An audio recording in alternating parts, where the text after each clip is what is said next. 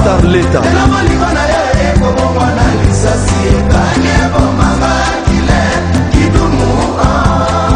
Tchétché Tchernobyl Kasamoto Didi Kinwane Jano Kabuya Martini Rocco.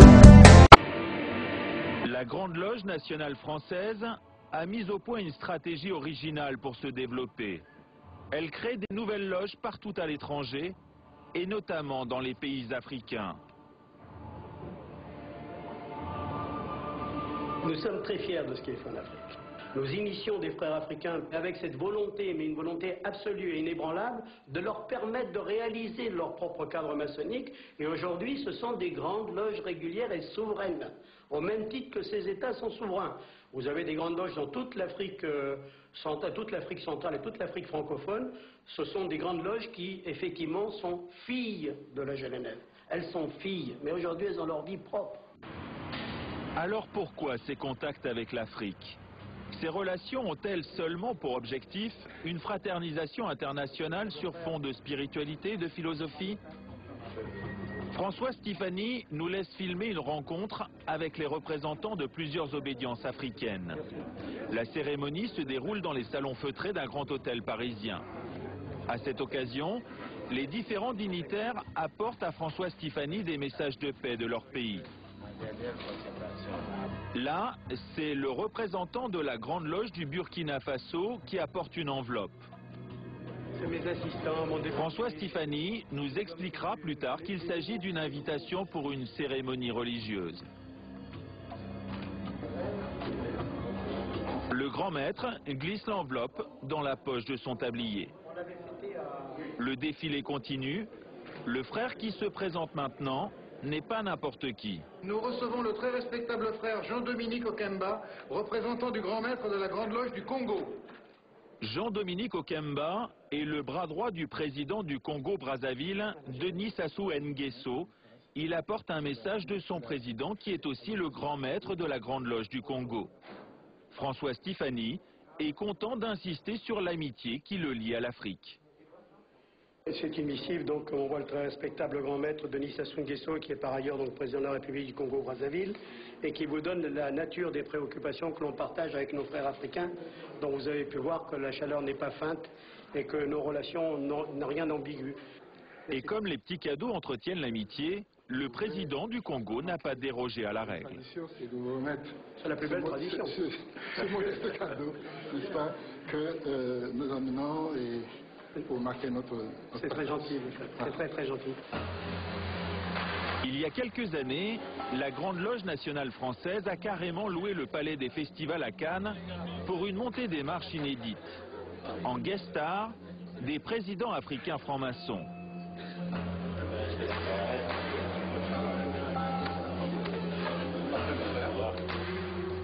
Antoine Glaser est le directeur de la Lettre du Continent, une publication spécialisée sur l'Afrique. Nous lui avons montré ces images. Ah bah tiens, c'est le président Omar Bongo du Gabon. Le grand maître de la Grande Loge du Gabon. Et ça, c'est le président Denis Sassou Nguesso du Congo. Ici, c'est Jean-Dominique Okemba, qui est, on l'appelle un peu le vice-président et qui est le patron des services secrets du Congo. La Grande Loge nationale française initie vraiment les dirigeants africains eux-mêmes, les présidents africains qui s'initient ensuite les uns les autres. Donc ça crée vraiment un réseau à la tête des États et ça donne une puissance et une influence qui est assez impressionnante. Ces réseaux servent à quoi? C'est en fait, tu me protèges, je te protège. Lorsqu'il y a des contrats, si tu es frère, un fils de lumière, ou si tu es dans une loge, ou si tu es dans mon obédience, si tu es un frère, tu auras le contrat. Mais à la Grande Loge nationale française, on réfute cette réputation d'affairisme qui colle à l'obédience. On m'a invité à l'Élysée, j'ai dit... Vous savez, je ne siège pas à côté du président de la République du Congo-Brazzaville, du Tchad ou d'ailleurs. Je n'ai pas du tout cette aspiration. On n'a pas cette vision colonialiste. C'est terminé. Je veux dire, mais quel que soit le leadership, nous devons au contraire les aider à devenir eux-mêmes. À chaque fois, il faut les aider à devenir eux-mêmes. Elle se débat en public. Et quand vous êtes en public, Vous gagnez déjà beaucoup de choses parce que quelque part vous pouvez combattre l'impunité. Et pourquoi j'écris Noir Chirac? Parce que Noir Chirac est au cœur d'un certain nombre de mécanismes secrets qui lui valent toute son impunité. Et donc l'enjeu principal, avant d'obtenir des choses, c'est de se battre contre tous les systèmes d'oligarchie qui veulent faire fonctionner l'économie et la politique dans le secret, sans parler du militaire.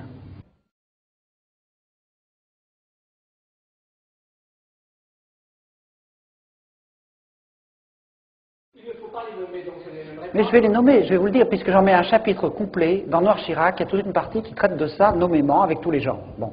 Donc si vous voulez, je n'ai pas peur de donner les noms. La Grande Loge nationale française, qui est la franc-maçonnerie la plus à droite, essentiellement, mais beaucoup plus. Aujourd'hui, tous les chefs d'État africains, france-africains, appartiennent à la GNF. Tous.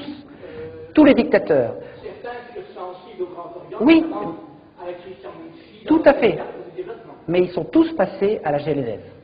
Et de même que les principaux responsables des services secrets, de même que les généraux qui commandent les anciennes troupes coloniales, de même que le lobby une grande partie des gens qui dirigent le lobby pétrolier, et les trois chefs d'État qui m'ont fait un procès, Omar Bongo, Sassou Nguesso, Idriss Déby, Arkady Guédamac, dont j'ai parlé tout à l'heure, qui me fait un procès qui est un haut dignitaire de la GLNF, tout l'état-major de TF1, une grande partie de la presse régionale, etc., etc., font partie de ces réseaux d'initiés dont j'explique dans Noir Chirac qu'ils ont été constitués dans le cadre de la guerre froide.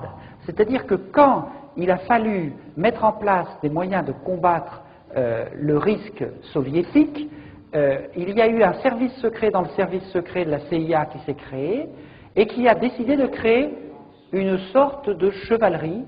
Et cette chevalerie, ils l'ont recrutée à la fois dans certaines obédiences maçonniques très à droite, mais également dans les Rose-Croix, également dans les sectes de Templiers, la scientologie, etc. C'est-à-dire qu'il y a toute une partie sectaire initiée, mais qui n'est pas seulement la GNF, c'est aussi la mafia.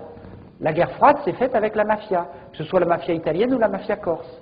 Et la mafia corse, on lui a attribué des fiefs en Afrique. Et il est en train de vouloir revenir en Corse. Il y a une difficulté importante, et là je tiens à être tout à fait précis, c'est que dans l'histoire de France, dans l'histoire de la démocratie, dans l'histoire de la République, la franc-maçonnerie a joué un rôle positif très important. Beaucoup des institutions républicaines, y compris de la construction du bien public, s'est fait à cause, j'allais dire, de la partie positive de l'humanisme franc-maçon. Or, ce que j'explique dans Noir Chirac, c'est que, en fait, comme il y a une partie secrète et initiatique, c'est une tentation extraordinaire pour les services secrets de tenter de dévoyer cette partie-là pour faire le secret du secret. Et c'est comme ça que dans l'histoire de la franc-maçonnerie, très souvent, il y a eu des responsables des services secrets qui sont devenus grands maîtres. Il y a eu Barouin, il y a eu récemment Guglielmi, etc., etc. Et comme vous l'expliquez, l'ancien patron de la DGSE, M. Marion, a dénoncé un système... Excusez-moi, monsieur. Aujourd'hui, les francs-maçons assurent qu'ils ont renforcé leur procédure de recrutement. Les nouveaux membres sont recrutés par cooptation. Un parrain doit toujours se porter garant du candidat franc-maçon. Quelque part dans Paris, un petit groupe d'hommes prépare une cérémonie cruciale dans le parcours d'un franc-maçon, le passage sous le bandeau. Ce soir-là, une petite obédience maçonnique, la Grande Loge traditionnelle et moderne, accepte de nous laisser filmer. Après cette épreuve, le candidat sera accepté dans la loge. C'est le vénérable qui accueille le candidat. Monsieur, ce bandeau que vous portez sur les yeux n'est pas fait pour vous mettre dans une situation inférieure, mais pour vous aider dans votre concentration. Si on lui a bandé les yeux, c'est aussi pour qu'il ne puisse pas voir ses interlocuteurs. Le personnage au bandeau est placé devant 3 bougies posées sur des colonnes qui sont censées représenter les 3 grandes lumières de la franc-maçonnerie, la force, la sagesse, la beauté. Pendant une demi-heure, le candidat va être soumis à une batterie de questions. Monsieur, croyez-vous en Dieu? Oui, je crois en Dieu. Quand avez-vous pleuré pour la dernière fois? Au décès de mon père. Dans les confrontations d'idées, êtes-vous tolérant?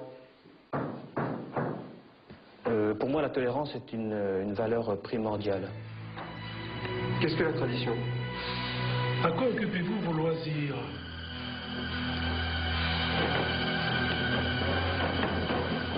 On ne fait pas subir, si je puis dire, cette épreuve à un candidat si on sait qu'on ne va pas vraiment l'accepter. Ce serait injuste, cruel, ce serait tout à fait inadmissible. Les frères de la Grande Loge traditionnelle et moderne ont accepté que nous assistions à cette épreuve tenue secrète pour montrer que la franc-maçonnerie n'a rien à cacher. Je pense qu'elle devient... Igor Balou, le leader de l'océan. Alino c'est le scénario. Christian Emmanuel Makata, chief media manager. Samin Noma, c'est Dalai Lama. Bosco